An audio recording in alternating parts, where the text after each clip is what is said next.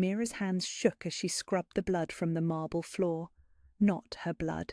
Never her blood. The Alpha King's guards made sure of that, made sure the servants stayed clean and useful and invisible. But Lyra's blood, that was different. That was spreading through her sister's veins like liquid shadow, stealing her breath one rasp at a time. The shadow poison had no cure. Everyone knew that. Everyone except the whispered rumours that floated through the servant quarters like desperate prayers. The Alpha King's blood could heal anything, had to heal anything, because what was the point of having an Alpha King if he couldn't save the people who mattered? Mira dropped the bloodied rag into the bucket and straightened, her spine screaming from hours bent over floors that gleamed like mirrors. The harvest feast would begin soon, and she still had 12 more chambers to clean before the guests arrived. Nobles who would laugh and drink and never notice the girl who emptied their chamber pots, who would never know that one of their servants was dying 3 floors below. She couldn't ask for help. Servants didn't ask. They took what they were given, and they survived, and they were grateful for the privilege. But gratitude wouldn't save Lyra, and survival meant nothing if her sister wasn't there to share it. The golden corridors of the palace stretched endlessly ahead, lined with portraits of Alpha Kings past, all of them powerful, all of them untouchable, all of them with blood that could bring the dead back to life, if the stories were true. If she was brave enough, if she was desperate enough. Mira was desperate enough.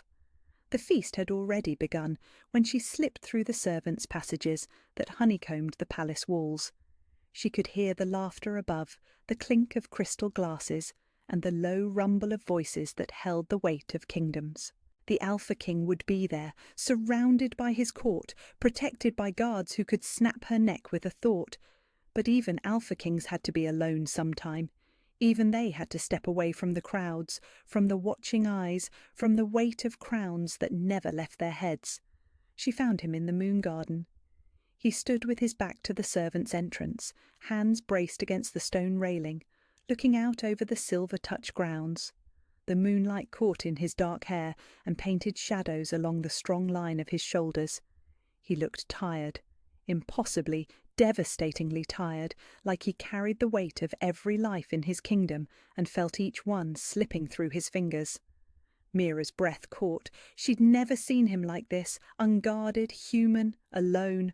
The stories painted him as something carved from stone and starlight, but the man before her breathed and bled and hurt just like anyone else, just like Lyra dying 3 floors below. The knife felt impossibly heavy in her hand.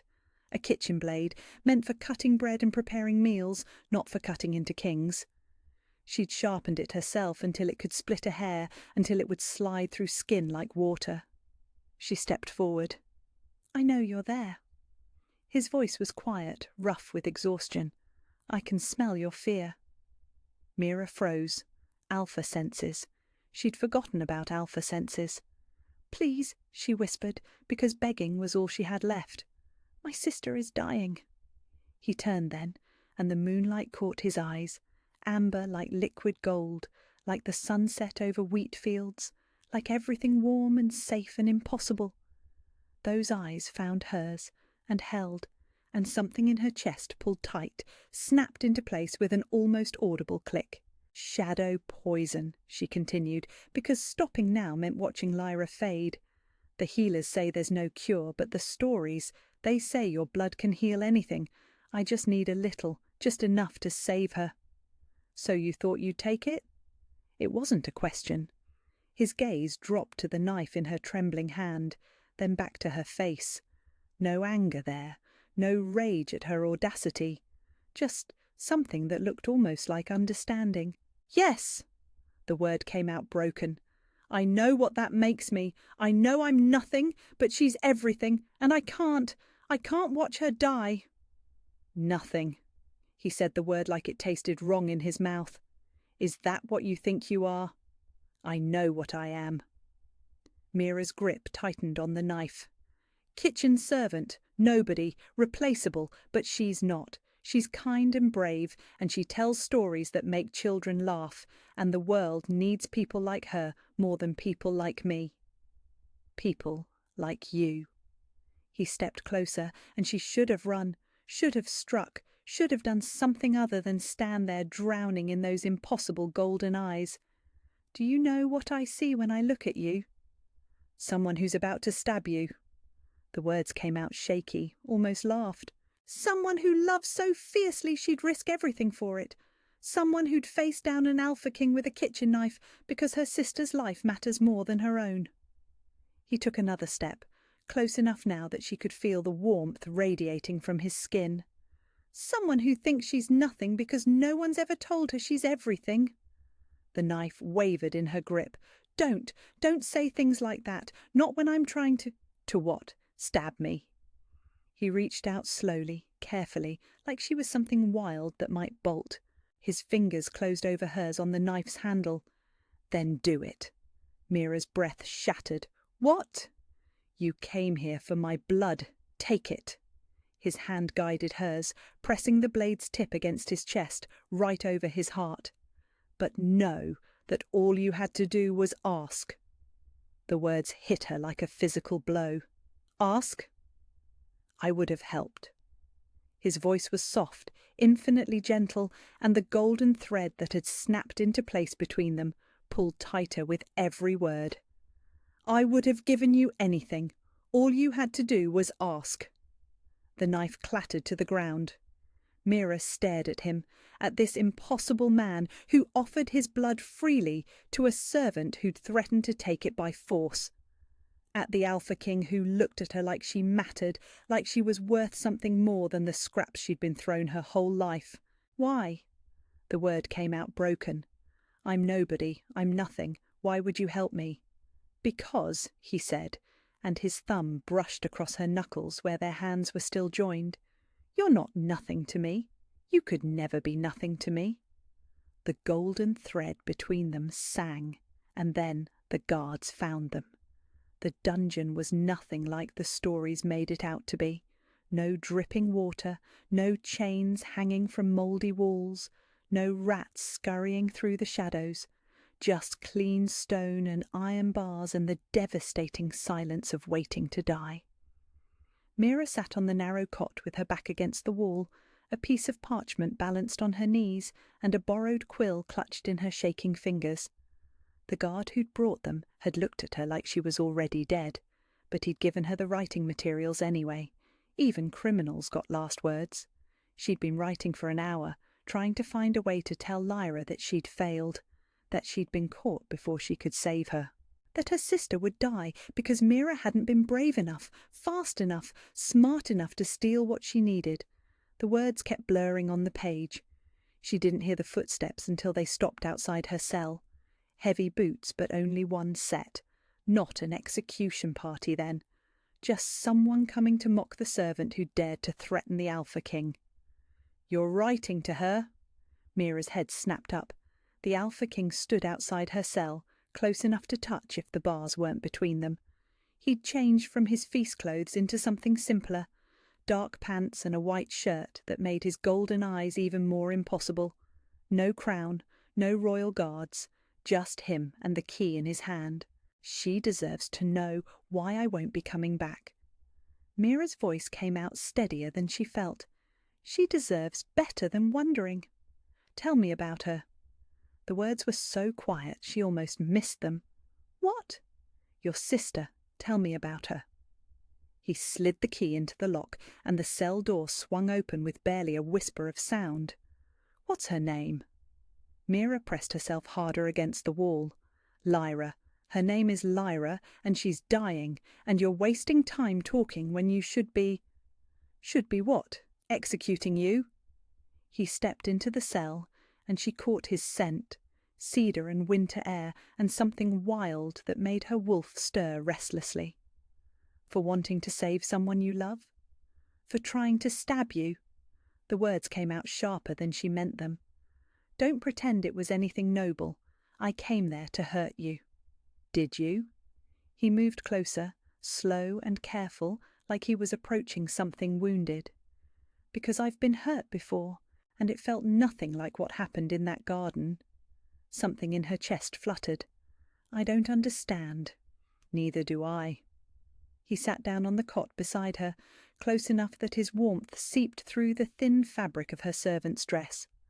"I've been Alpha King for 7 years. Do you know how many people have tried to kill me in that time?" Mira shook her head. 43. The number fell between them like a stone. 43 attempts on my life, and every single time I felt nothing but anger, nothing but the instinct to destroy the threat and protect myself. His golden eyes found hers. But when you held that knife to my chest, all I felt was the need to make your pain stop. That's impossible. Is it? He reached out slowly, giving her time to pull away, and touched her hand where it still gripped the quill. You felt it too, in the garden, something snapping into place. The golden thread. She had felt it, that impossible pull that made her want to trust him, even as every instinct screamed that Alpha Kings didn't help kitchen servants, that powerful men didn't offer their blood to girls who tried to steal it. "Why?" The question came out broken. "Why would you feel anything for me? I'm nobody. I'm nothing." "Stop!" The word came out rougher than before, edged with something that sounded almost like pain. "Stop saying that about yourself. It's true." "No, it's not." He was quiet for a long moment, staring down at their joined hands. "Do you know how my sister died?" The change of subject hit her like a physical blow. "What?" "Nara. She was younger than me by 3 years, and she used to follow me everywhere. The court called her my shadow because wherever I went she was there too." His thumb brushed across her knuckles. "She got sick when I was 25, shadow poison just like your Lyra. But I was too proud to ask for help, too convinced that an Alpha King should be able to solve everything himself." Mira's breath caught. "You had shadow poison in your family." "It's not random." His voice was soft, devastating. "It targets the people you love most, goes after the bonds that make you weak, the connections that could be used against you. I spent weeks trying to find a cure myself, reading every book, consulting every healer, convinced that I could save her if I just tried hard enough." "What happened?" "She died." The words were simple, brutal. "She died while I was in my study, reading about antidotes that didn't exist, too proud to admit I needed help, too convinced that asking for it would make me weak." Mira stared at him. This impossible, powerful man who ruled kingdoms, reduced to someone who understood loss, who understood the desperate, clawing need to save someone you loved and the crushing weight of failing. "I'm sorry." The words felt inadequate. "I'm so sorry. When I saw you tonight, when you told me about Lyra, it was like seeing myself 7 years ago, except you were brave enough to ask for help. You were brave enough to risk everything for someone you love." His golden eyes met hers. "I've been looking for someone like you for years." "Someone like me?" "Someone desperate enough to try anything. Someone who loves fiercely enough to face down an Alpha King with a kitchen knife." He paused. "Someone who might be willing to help me make sure no one else loses their sister the way we almost did." The words didn't make sense. "I don't understand." "I need a healer." He said it simply, like he wasn't offering her the impossible. Not just any healer, someone who understands what it means to watch someone you love slip away, someone who won't give up when the cases seem hopeless. "I'm not a healer. I'm a servant. I clean floors and empty chamber pots and—" "You love your sister enough to die for her. Do you think that means nothing?" His hand tightened on hers. "I'll heal Lyra tonight, with my blood, just like you wanted. But in exchange, I want you to stay. I want you to work with me to find better ways to fight the shadow poison, to make sure other people don't have to make the choice you almost made tonight." Mira stared at him, this impossible man offering her impossible things. "Why would you trust me? I tried to stab you." "Because you cared enough to try." He stood, extending his hand to her. "Because when you love someone, you don't give up. And I need someone who doesn't give up." The golden thread between them hummed with possibility. Is she really dying?" His voice was softer now, gentler. "Your sister?" "Yes." The word came out choked. She has maybe hours left. The healers said. Then we should hurry. He was still holding out his hand, still waiting for her to take it. Unless you'd rather stay here and finish your letter. Mira looked down at the parchment on her lap, at the words she'd written to say goodbye. Then she looked at the Alpha King, at this man who understood loss and loneliness and the weight of carrying other people's lives. She took his hand. Her name is Lyra, she said as he helped her to her feet. She tells stories to the children in the servant quarters. She makes them laugh even when there's nothing to laugh about. She sounds like someone worth saving. She is. Mira's voice was steady now, sure. She's everything. Then let's go save her. His fingers intertwined with hers, and the golden thread between them sang with promise. And then you can tell me more about the girl who raised someone brave enough to threaten an Alpha King for love. For the first time in days, Mira felt something that might have been hope. Lyra's eyes fluttered open, like butterfly wings catching sunlight. Mira pressed her hands to her mouth to hold back the sob that wanted to tear itself free. 3 drops of the Alpha King's blood, mixed with water and honey, and her sister's skin had gone from grey to pink in minutes. The shadow poison that had been eating her alive was gone, dissolved like smoke in morning light. "Mira!" Lyra's voice was weak but clear, impossibly clear after days of rattling breaths. "What happened? I feel like myself again." "You're going to be fine."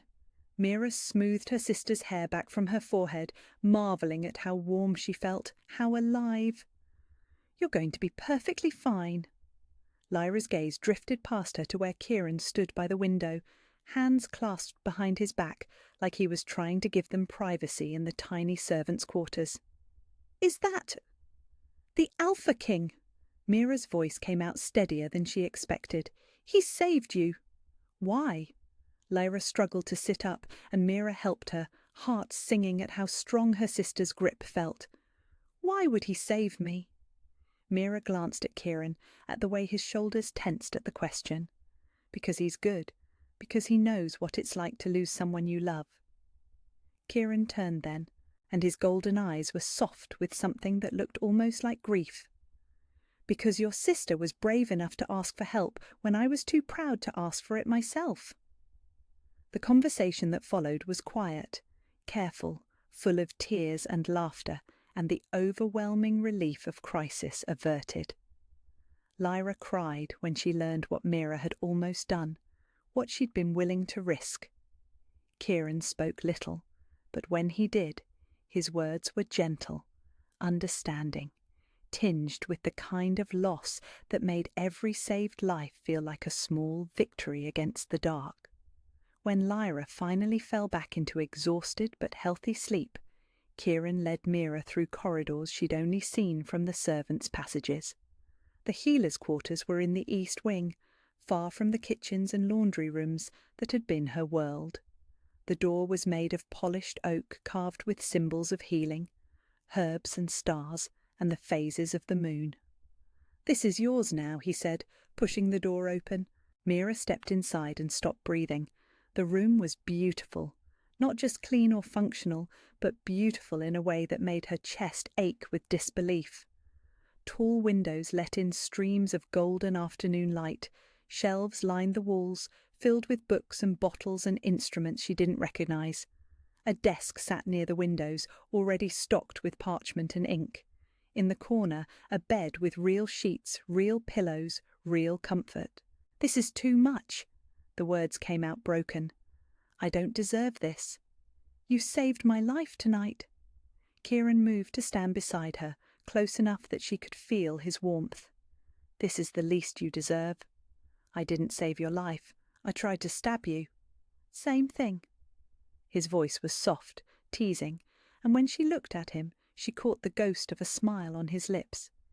"Do you know how long I've been carrying around the guilt of my sister's death? How long I've been wondering if there was something I could have done differently?" Mira shook her head. 7 years. 7 years of replaying that last conversation, wondering if I should have swallowed my pride and asked for help sooner. 7 years of watching other people lose family to shadow poison and feeling helpless to stop it. He paused. Tonight, watching your sister wake up, seeing her eyes clear, it felt like maybe I could do something right. Maybe I could save someone this time.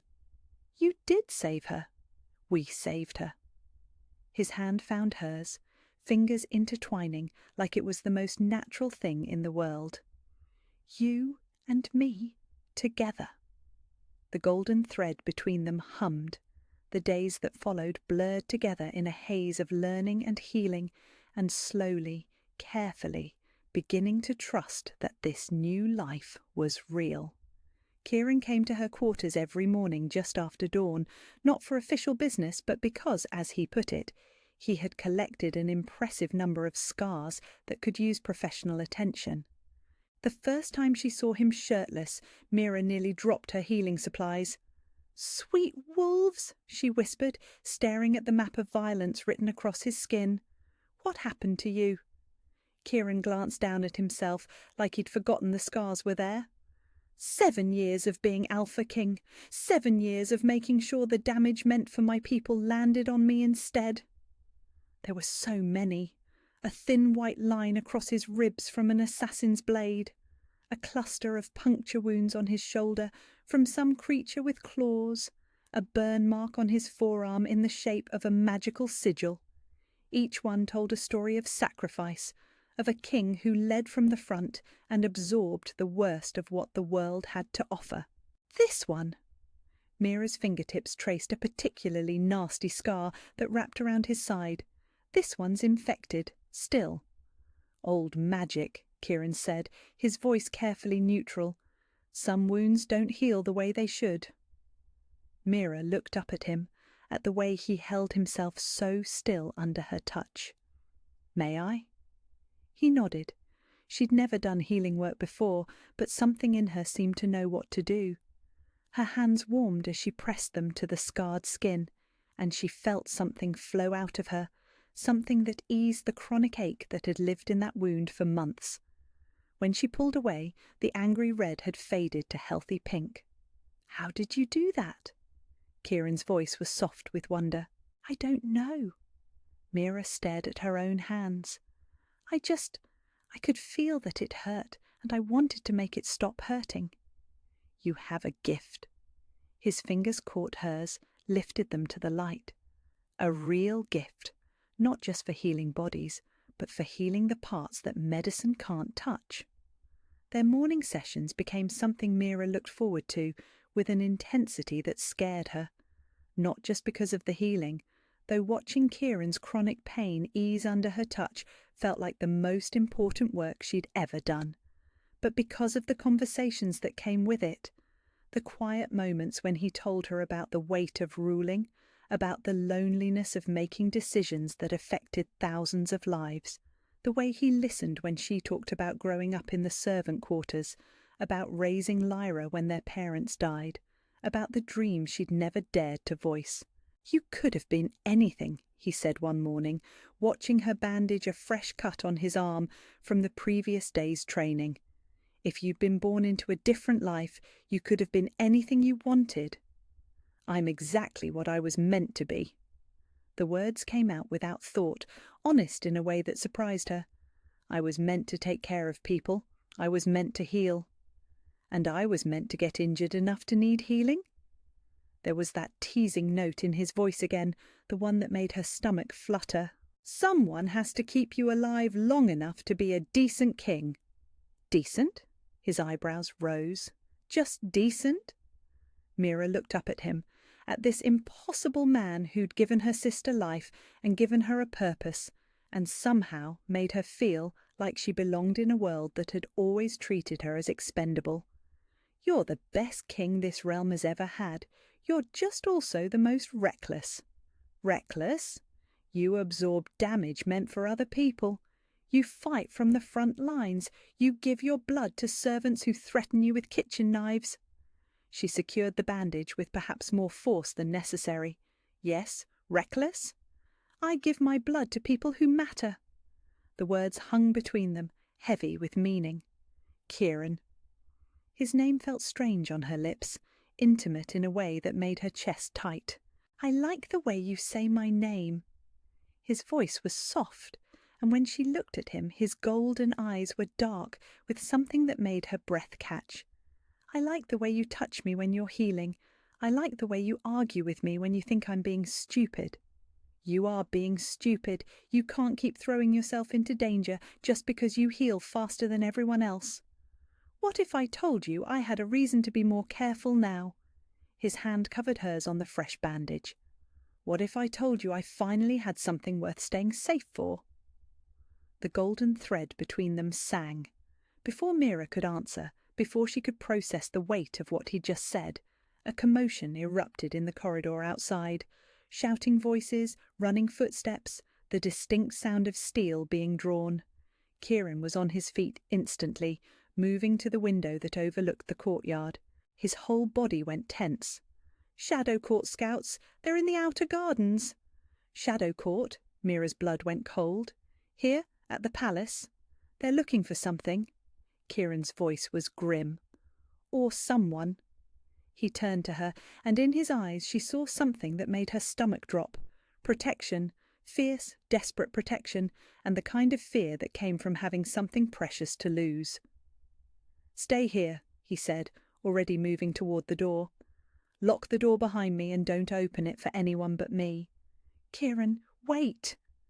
But he was already gone, leaving her alone with the sound of danger growing closer, and the terrifying realization that she finally had something worth staying safe for too. The screaming started at midnight. Mira jerked awake in her healer's bed, heart hammering against her ribs as the sound of shattering glass and inhuman shrieks filled the air. Through her window she could see shadows moving in the courtyard. Not normal shadows, but things that writhed and twisted like living smoke, with eyes that burned silver in the darkness. Shadow Court assassins. Her first instinct was pure animal terror. Run! Grab Lyra and run as far and as fast as possible, just like she'd done her whole life whenever danger threatened. The servant quarters had emergency passages that led to the forest. If they moved quickly, quietly, they could disappear before anyone noticed they were gone. She was halfway to the door when the golden thread in her chest pulled tight. Kieran. Mira pressed her hand to her heart, feeling the bond that connected her to the Alpha King like a physical thing. It thrummed with urgency, with pain, with the kind of desperate need that made her chest ache. He was fighting. He was hurt. He was alone. The realization hit her like a blow. Kieran was out there facing shadow assassins by himself, just like he always did. Just like he'd faced every threat for 7 years, absorbing damage meant for other people, because he believed it was his duty to carry the weight of the world. "Not this time," she whispered to the empty room. The corridors of the palace were chaos. Guards ran past her carrying weapons and shouting orders she couldn't understand. Servants fled in the opposite direction, faces white with terror. Smart. They were all being smart, getting away from the danger instead of running toward it like some lovesick fool with a healing gift and no sense of self-preservation. But as Mira ran through the golden halls toward the sounds of battle, she realized something that should have terrified her. She wasn't afraid. Not for herself. Every step that took her closer to Kieran felt right in a way that made the golden thread sing. She found him in the great hall. 3 shadow assassins circled him like wolves, their forms shifting between solid and smoke as they struck. Kieran moved like liquid lightning, his sword-carving arcs of silver through the air, but there were too many of them. Too fast. One of them got through his guard. Claws raked across his back, and Kieran stumbled, crimson spreading across his white shirt. The assassin pressed its advantage, lunging for his throat, and Mira moved without thinking. "No!" Power exploded out of her, not healing this time, but something fiercer, something that burned through her veins like liquid starlight. The shadow assassin that had wounded Kieran let out a shriek as golden light engulfed it, and when the light faded, there was nothing left but smoke, and the echo of something that might have been pain. Kieran spun toward her, his golden eyes wide with shock and something that looked almost like terror. "Mira, what are you? You need to get out of here." "I'm not leaving you." She ran toward him, dodging another assassin that lunged for her with smoking claws. "I'm not letting you fight alone." "You don't understand. They're here for you." The words hit her like ice water. "What?" "Shadow Court doesn't attack randomly. They go after bonds, after connections that make us weak." Kieran's sword found another assassin's heart, and it dissolved with a sound like screaming wind. "They know about us, about what we mean to each other." The last assassin hissed something in a language that sounded like broken glass, and Mira caught enough of it to understand. The healer dies, the bond breaks, the king falls. "Over my dead body," Kieran snarled, stepping protectively in front of Mira. The assassin laughed, a sound like winter storms. "That can be arranged." It moved faster than anything had a right to move, faster than Kieran could block. Claws aimed for his heart, for the killing blow that would leave Mira defenseless and the kingdom without its Alpha King. Mira didn't think. She couldn't think. She just threw herself forward, putting her body between the assassin and the man she loved. The realization hit her at the same moment the assassin's claws raked across her shoulder, sending her spinning to the stone floor in a spray of blood. The pain was immediate and devastating, but not as devastating as the roar that tore itself from Kieran's throat. "Mine!" The word exploded through the great hall with the force of an alpha command, and the remaining shadow assassin froze mid-strike. Kieran moved like vengeance itself, his sword finding the creature's heart before it could even scream. Then he was kneeling beside Mira, his hands hovering over her wounded shoulder like he was afraid to touch her, afraid he might make the damage worse. "You idiot," he whispered, and his voice was broken. "You beautiful, brave, impossible idiot. What were you thinking?" "I was thinking," Mira gasped, struggling to sit up, "that you've spent 7 years fighting alone, and I'm done letting that happen." "You could have died." "So could you." She reached up with her uninjured hand and touched his face, her thumb brushing across the sharp line of his cheekbone. "Don't you understand? I can't lose you. I can't watch you throw yourself into danger and just stand by and let it happen." Something in his expression shifted. "You can't lose me." "I love you." The words came out simple, honest, devastating in their truth. "I know I'm nobody. I know I don't deserve someone like you. But I love you, and I'm not running away just because it's dangerous. I'm not leaving you to face this alone." Kieran stared at her for a long moment, his golden eyes bright with something that might have been tears. Then he leaned forward and kissed her. It was nothing like the gentle, careful kisses from the stories Lyra used to tell. It was desperate and fierce and full of the kind of need that came from almost losing something precious. When he pulled away, they were both breathing hard. "You think you don't deserve me?" His voice was rough, wondering. "Mira, you just threw yourself between me and a shadow assassin. You saved my life. How can you think you don't deserve—" "Because look at you." The words burst out of her, all the fear and insecurity she'd been carrying spilling over. "You're the Alpha King. You're powerful and perfect, and you could have anyone, and I'm just a servant who got lucky. I'm just someone who happened to be desperate enough to catch your attention." "Lucky?" Kieran's hands framed her face, forcing her to meet his eyes. "You think this is luck? You think what we have is some kind of accident?" "Isn't it?" "No." His thumbs brushed across her cheekbones. "It's fate. It's the golden thread that's been pulling me toward you since the moment I was born.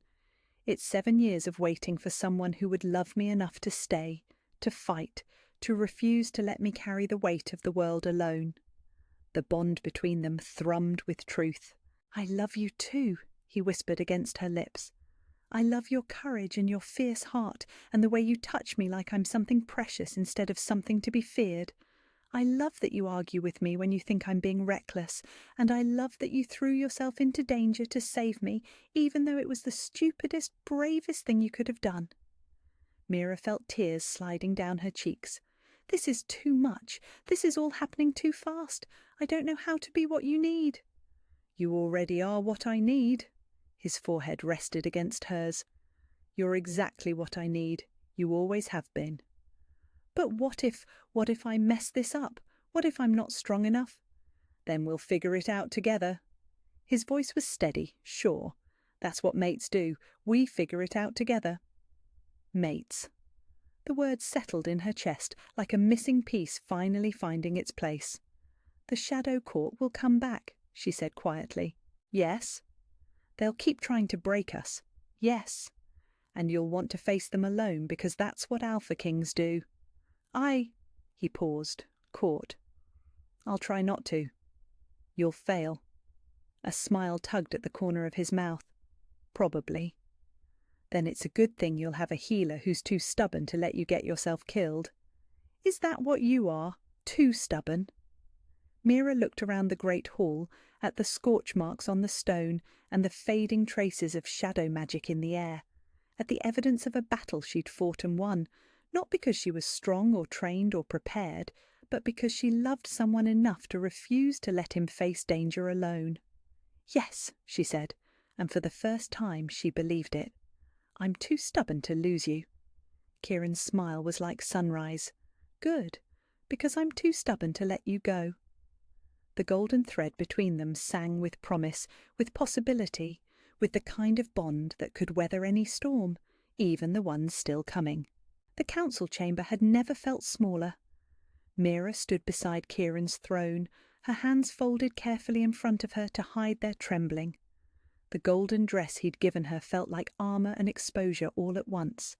Beautiful silk that marked her as something precious, but also as something that didn't belong among the powerful people filling the room. "You cannot be serious."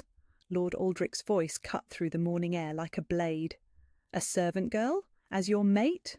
"A criminal," added Lady Morgana, her eyes glittering with malice. "Let's not forget she tried to stab our Alpha King." "She did stab me." Kieran's voice was calm, but Mira could feel the tension radiating from him like heat. "And then she saved my life, twice. Because she caused the danger in the first place." Lord Aldrich slammed his fist on the council table. "The Shadow Court came for her. They wouldn't have attacked if you hadn't been foolish enough to—" "Careful." The word was soft, but it carried the weight of absolute authority. "You're talking about my mate, my chosen, the woman I intend to claim before this council and before the realm." Mira's breath caught.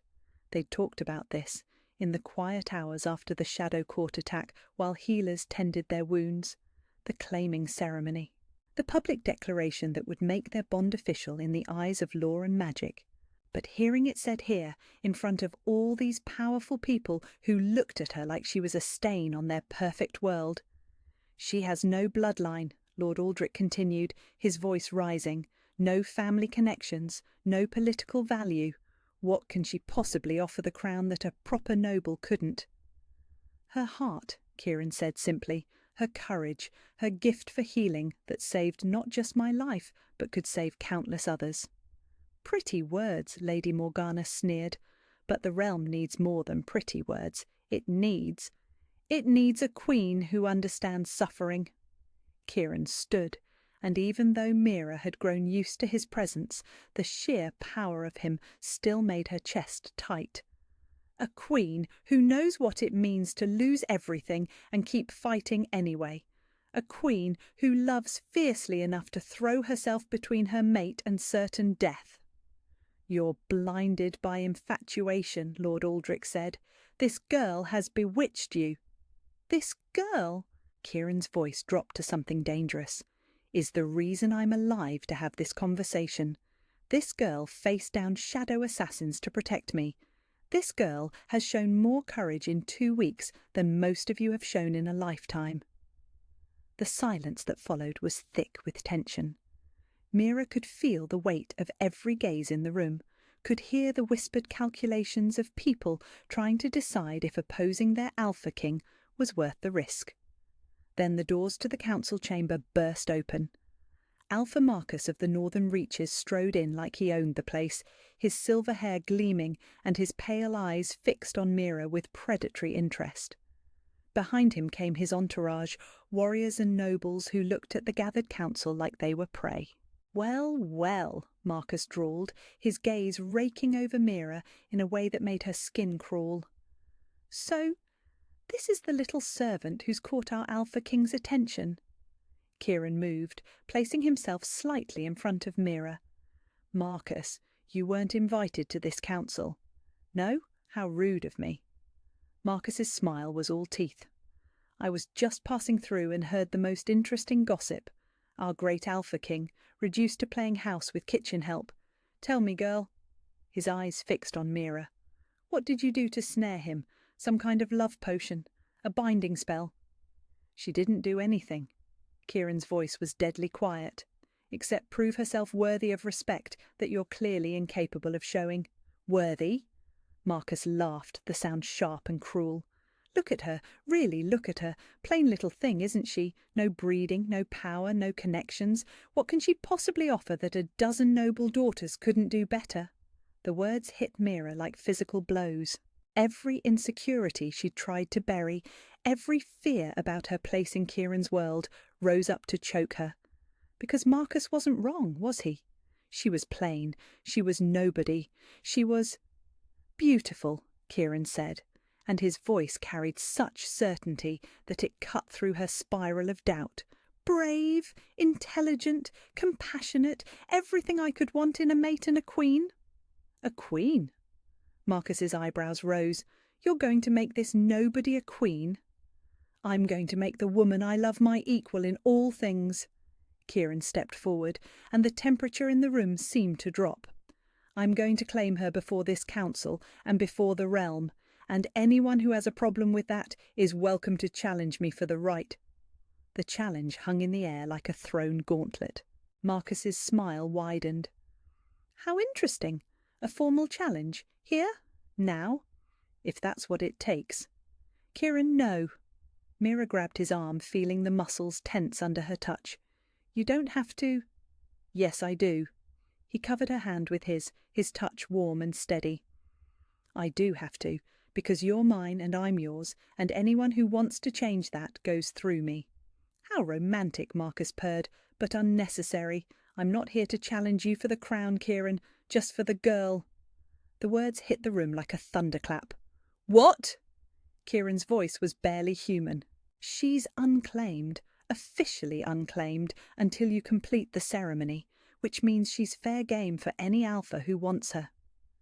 Marcus's pale eyes glittered with malice. "And I do want her. Such a fierce little thing. I wonder how that spirit will translate to more intimate settings."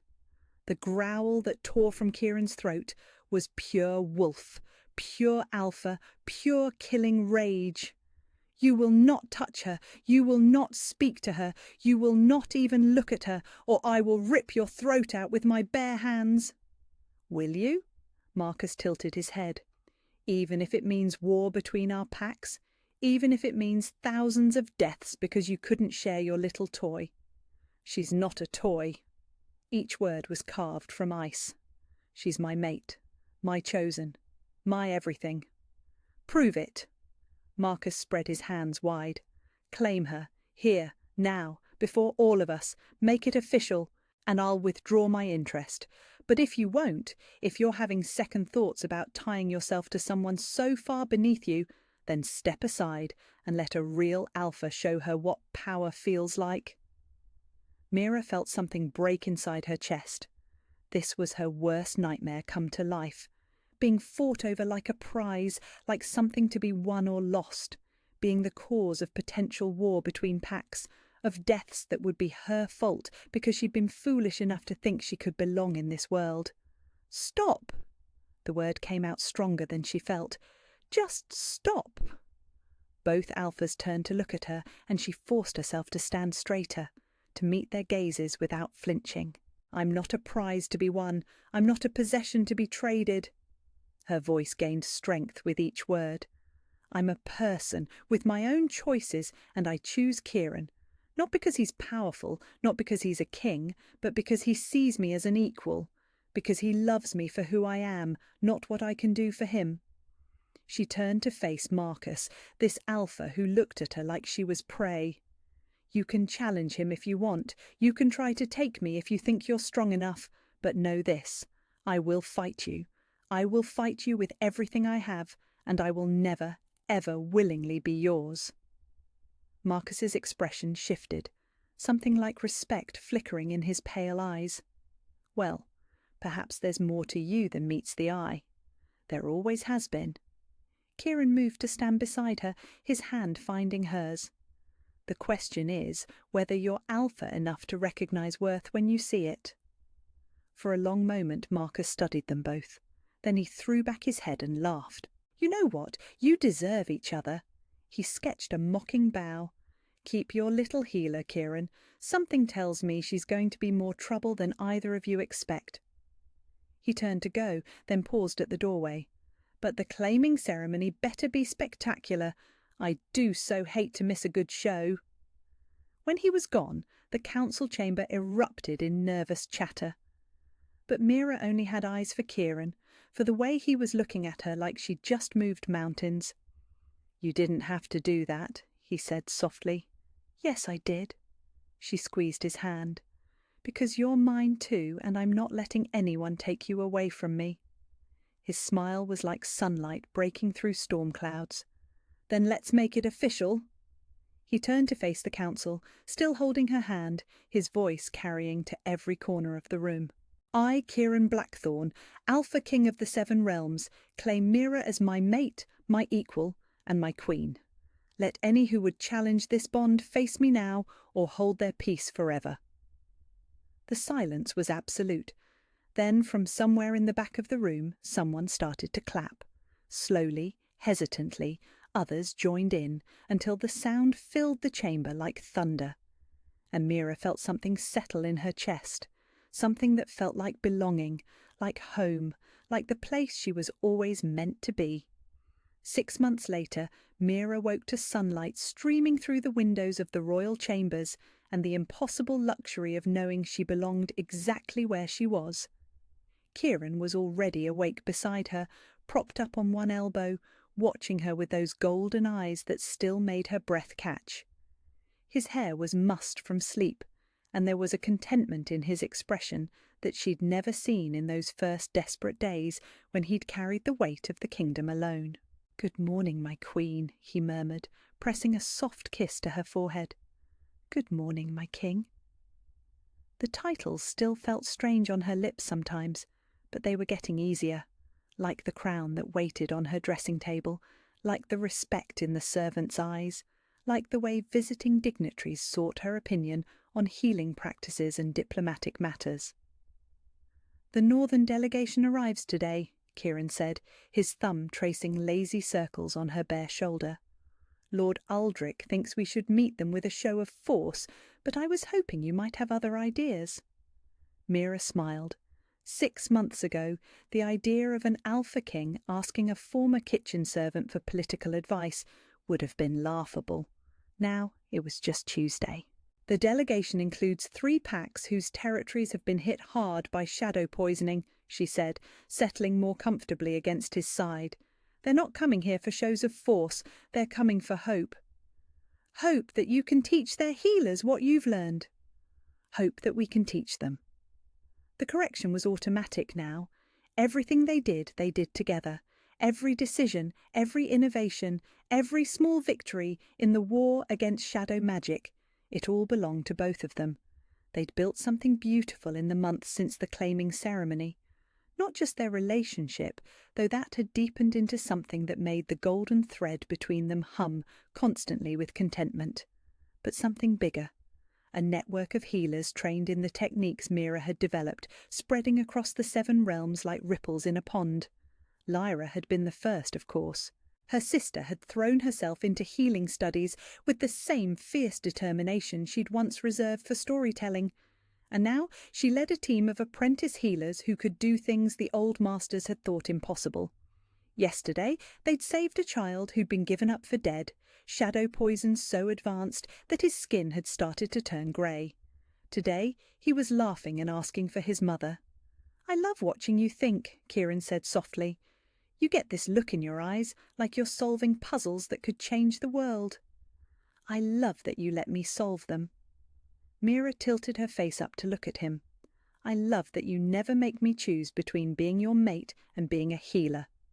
"Why would I? You're magnificent at both." The easy confidence in his voice still amazed her. 6 months of marriage, and he'd never once made her feel like an imposition or a burden or something he had to manage alongside his real responsibilities. When she worked late in the healing halls, he brought her dinner and sat quietly while she finished. When she struggled with the politics of court, he guided her through the intricacies without ever making her feel stupid for not understanding instinctively. When she woke gasping from nightmares about shadow assassins or being found unworthy, he held her until the golden thread between them reminded her that she was safe, she was loved, she was home. "The council wants to discuss expansion plans this afternoon," Kieran continued, his fingers finding the sensitive spot at the base of her neck that made her purr. "Specifically, your proposal for healing centres in every major city." "And you think they'll approve it?" "I think they'd be fools not to, especially after what happened in the eastern provinces." The eastern provinces. 3 weeks ago, a shadow court incursion had left hundreds infected with poison that should have been fatal. But the healing centre Mira had established there had saved them all, every single one. The news had spread like wildfire, and now lords who'd once questioned her qualifications were asking when they could have healing centres of their own. "Before we continue, please take 2 seconds to like this video," Mira said with a laugh, remembering her sister's favourite phrase from the old stories. Kieran raised an eyebrow. "What?" "Nothing, just something Lyra used to say." She stretched against him, marvelling at the simple pleasure of lazy morning conversations with the man she loved. "Are you nervous about the delegation?" "No." His answer came without hesitation. "They're coming to learn from the best healer in the 7 realms. What's to be nervous about?" "I'm not the best." "You are?" His voice was firm, brooking no argument. "You're the healer who figured out how to neutralize shadow poison. You're the queen who saved more lives in 6 months than most healers save in a lifetime.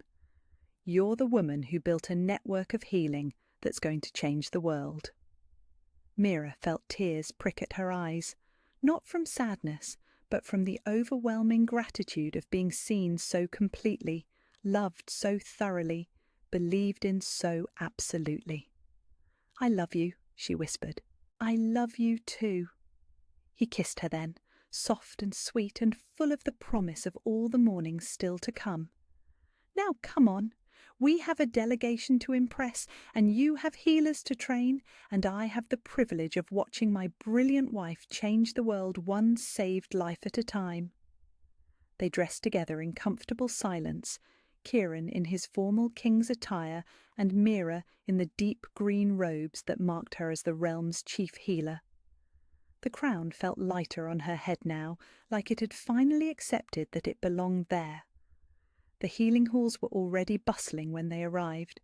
Lyra stood at the centre of a group of young healers, demonstrating the delicate hand movements that channeled healing energy most effectively. Master Corwin, the elderly healer who'd once dismissed Mira as just a servant, now hung on her every word as she explained the theoretical basis for their newest techniques. "Your Majesties." One of the apprentices noticed them first and dropped into a bow that the others quickly copied. "Please continue with your work," Mira said, waving them back to their tasks. "This is exactly what our guests need to see." The northern delegation arrived precisely at noon, a group of weathered alphas and experienced healers who looked like they'd seen too much death and not enough hope. But their expressions changed as Mira led them through the healing halls, showed them the children who should have died but didn't, the techniques that turned impossible cases into success stories. "How?"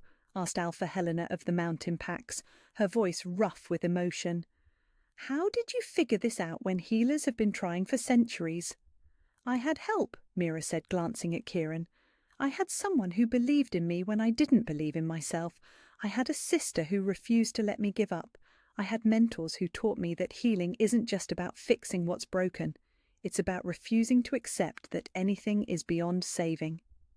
And I had a mate, she added, her hand finding Kieran's, who showed me that sometimes the most powerful magic comes from love. The golden thread between them sang. The afternoon sessions went better than anyone had dared hope. The visiting healers threw themselves into learning with the enthusiasm of people who'd been fighting a losing battle and suddenly glimpsed victory. Alpha Helena wept openly when she successfully channeled healing energy for the first time in 20 years, her old injuries no longer blocking her connection to the magic. That evening, they gathered in the great hall for a feast that felt more like a celebration than a diplomatic dinner. Stories were shared, techniques compared, friendships forged that would span kingdoms and save countless lives. Kieran found Mira on the balcony afterward, looking out over the city that sparkled with lamplight and contentment. "Successful day?" he asked, wrapping his arms around her from behind. "The best kind." She leaned back against his chest, feeling the steady beat of his heart. "Do you remember what you told me that first night, about looking for someone desperate enough to try anything?" "I remember. I used to think that was a terrible thing to be. Desperate, like it made me weak or foolish or brave enough to save the world," Kieran finished softly. "I'm not saving the world. We are, all of us working together." She turned in his arms, looking up at the man who'd changed everything simply by believing she was worth saving. "Thank you." "For what?" "For seeing me before I could see myself, for loving me into becoming the person I was meant to be." She smiled, feeling the truth of it settle in her bones. "For showing me that sometimes the most impossible things are just love waiting for the right moment to bloom." "I could say the same to you." His forehead rested against hers. 6 months ago, I was a king who fought alone. Now I'm a man who shares everything with his mate, who builds a future with his equal, who saves the world one healed heart at a time." They stood there in comfortable silence, watching their city, their people, their life together spread out below them like a promise kept. "Where are you listening from?" Mira asked suddenly, laughing at her own randomness. Kieran raised an eyebrow. "What?" "Another thing Lyra used to say, from the old stories about voices that came from nowhere, reaching people across impossible distances." She grinned. "Let's meet in the comments." "You're very strange, my queen." "And you love me for it." "I love you for everything." His kiss was soft, certain, full of all the tomorrows they would share. If you'd like to support me, please subscribe to a lifetime of mornings like this. Mira laughed against his lips. Already done. The golden thread between them hummed with joy, with completion, with the absolute certainty that some bonds were strong enough to weather any storm, save any life, change any world, even the ones that seemed impossible, especially those.